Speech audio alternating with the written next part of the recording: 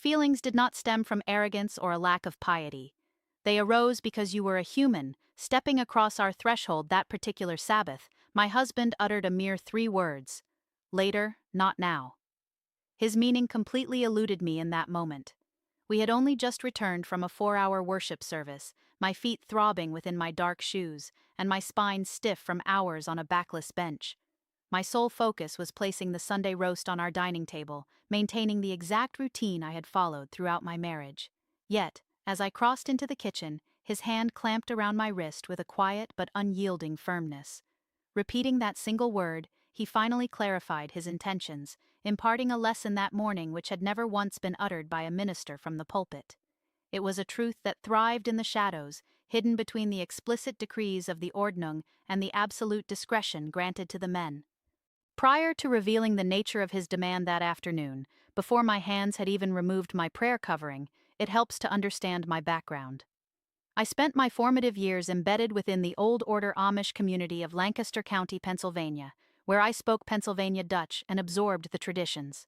Today, I break the silence concerning the narratives we were conditioned to accept without question, offering an unfiltered perspective on plain life from someone who experienced it intimately, rather than observing it through the windows of a tourist bus. For those who connect with this reality, I invite you to share your own reflections on a fundamental question. Within your own upbringing, who held the ultimate authority over what occurred behind the closed doors of your home? I value every single response, as they illuminate the hidden structures of our past. To comprehend the weight of that moment, one must first grasp the rigid reality of a traditional Sabbath. Contrary to how the English perceive it, Sunday was never a period of leisure. Instead, it stood as the most strictly regulated day of our week. Worship occurred bi-weekly, migrating from one homestead to the next because we possessed no formal church buildings, relying instead on heavy wooden benches transported in a dedicated communal wagon. Our days began prior to 4 a.m. to tend to the livestock, since farm animals observe no holy days.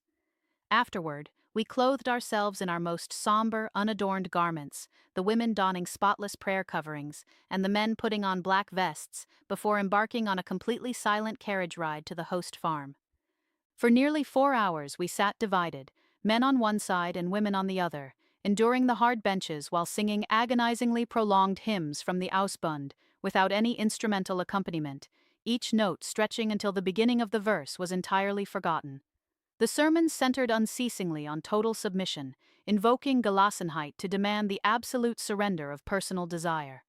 The bishop continuously emphasized that a wife must submit to her husband, just as the husband submits to the Almighty in the congregation, reminding us that our physical bodies were not our own. Every woman in attendance recognized that these mandates did not dissolve when the congregation dismissed.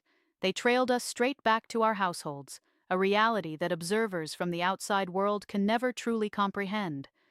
The broader public assumes our restrictions are entirely visible, mistaking the distinct clothing, the horse-drawn carriages, and the long beards for the entirety of the system. Beneath that public-facing Ordnung, however, existed a parallel network of unwritten pacts passed between men, granting a husband a level of domestic sovereignty whose boundaries were never revealed to the rest of us. While our written code strictly dictated external details, measuring the exact width of a straw hat brim, specifying the permissible pleats on a skirt, banning battery-operated timepieces, limiting travel distances, and defining which footwear constituted vanity rather than plainness, it maintained an absolute silence regarding the intimate confines of matrimony. It offered no explicit boundaries regarding what a man could require from his spouse. In our society, anything left unbanned by literal decree became acceptable through routine, meaning that the absence of a written law served as the ultimate authorization. My marriage to Amos took place when I was 19, following a characteristically brief courtship. At 23, he was a dependable man who handled horses skillfully, earning a quiet nod of respect from my father. We wed on a November Thursday following the autumn harvest according to custom, and I joined him in a modest home constructed with the assistance of his kindred. Throughout that inaugural year, our Sabbaths adhered to an unquestioned pattern consisting of worship, the lengthy journey home, and the preparation of the primary feast of the week, featuring roasted meat, potatoes, and pastries I had prepared the previous day to avoid violating the prohibition against holy day labor. That specific dinner felt sacred to me, representing the single aspect of my existence that belonged entirely to my own stewardship. Consequently, when Amos blocked my path into the kitchen to announce that dinner would have to wait, my initial reaction was pure bewilderment. The meat was already baking. I had been standing without rest since before sunrise, and yet my husband was placidly declaring that his desires superseded everything else, taking precedence over the meal, occurring before I could even remove the pins from my head covering, and interrupting the afternoon routine. This sudden disruption revealed a profound truth that extended far beyond a solitary afternoon, or a singular request. It exposed a systemic reality I had failed to perceive until that exact instant, as I stood in our kitchen surrounded by the lingering sense of firewood, livestock, and the crisp autumn atmosphere clinging to my outerwear. My husband was entirely convinced, aligned with every lesson ingrained in both of us since childhood, that the governance of our household belonged solely to him. To his mind, the morning message regarding a wife's submission remained fully active outside the place of worship, meaning my personal convictions regarding the order of the day, prioritizing sustenance over physical compliance, amounted to nothing more than a minor vanity that required purging. This was the practical application of Gelassenheit, the systematic abandonment of one's personal volition. It is vital to clarify that his actions were devoid of malice. He genuinely presumed he was guiding a pious household in the sole manner he had ever witnessed. Meanwhile, my 19-year-old self clung to the conviction that the internal friction I experienced, the quiet urge to object, the lingering thought of the prepared food and my solitary contribution to the household represented my own corruption. My upbringing dictated that any internal defiance constituted hochmut, an expression of pride regarded as the most egregious transgression. I had been instructed that an exemplary spouse never balances her partner's desires against her own preferences. She simply complies, achieving sanctity through her capitulation. Therefore, I submitted, convincing myself that the hollow, icy sensation lingering afterward was merely the necessary eradication of my sinful ego. This dynamic extended far beyond my own household, a reality exemplified by my companion, Rebecca. She had wed 12 months prior to my own marriage, and our bond mirrored the typical closeness of women in our community, characterized by shared labor at communal frolics and quilting bees, where the deepest truths were routinely left unspoken.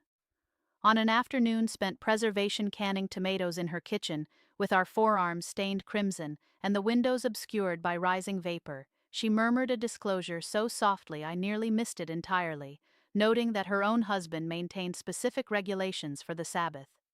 She offered no elaboration, nor did she need to. She merely locked eyes with me across the steaming cauldron for an extended second before returning her attention to the glass vessels. We never revisited the topic, yet the message was unmistakable. An entire dialect of shared experiences circulated among the women in this oblique fashion, expressed through incomplete thoughts and lingering gazes. We shared a collective awareness, yet we completely lacked the vocabulary allowed to voice it, and a grievance stripped of language is an adversary you cannot actively combat. It required decades and significant external guidance for me to decipher the true nature of our confinement. The written Ordnung was never the primary prison, as its highly visible nature allowed it to be openly evaluated, contested during congregational assemblies, and gradually modified across generations. Conversely, the unrecorded expectations governing a husband's demands remained permanently ambiguous, shielding them from any form of scrutiny. A community cannot cast a ballot to alter a regulation that no authority will formally acknowledge, just as an individual cannot lodge an official grievance against a vacuum of silence. Long after my departure, a counselor shared an insight that has remained at the forefront of my mind ever since, observing that the most unassailable power is that which avoids verbal formulation, leaving its subjects with no tangible premise to contest. This realization immediately brought me back to that threshold in the kitchen, hearing the word issued by my husband, and recognizing that my compliance stemmed from the total absence of any arguable directive. My purpose in sharing this is not to cast my former husband as a monster, for reflection over the passing years has convinced me that he lacked malicious intent.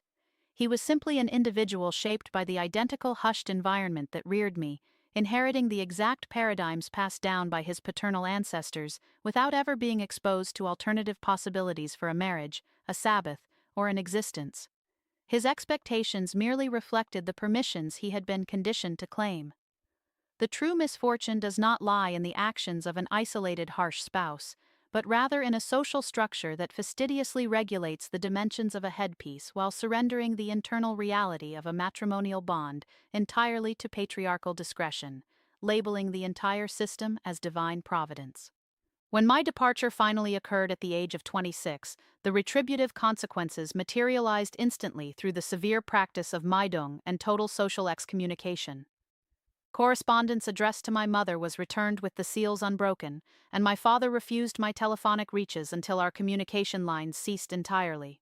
I surrendered a collective network that routinely rallied for every delivery and funeral, the very neighbors who would reconstruct a destroyed barn within a single day. The magnitude of that sacrifice was immense, yet within the mainstream world, I discovered concepts previously denied to me, specifically, individual sovereignty and the principle that submission must be a voluntary choice rather than a concession coerced by a quiet cultural pressure. I came to understand that the chilling sensation in the kitchen during my youth was not the eradication of self-importance, but rather the awakening of an entire identity asserting its own existence. The plain community endowed me with traits I will harbor for the rest of my days, including a resilient spiritual foundation, a profound sense of mutual reliance unknown to modern society, physical capability, and the capacity for internal serenity amidst adversity, leaving me to mourn that loss with absolute sincerity. Ultimately, no sacred text mandates that a female must discard her agency at the threshold of her kitchen, nor does any holy decree validate a man's desire simply by virtue of his gender. The divinity I recognize today would never codify the exact margins of attire while abandoning the physical autonomy of women to an unspoken code.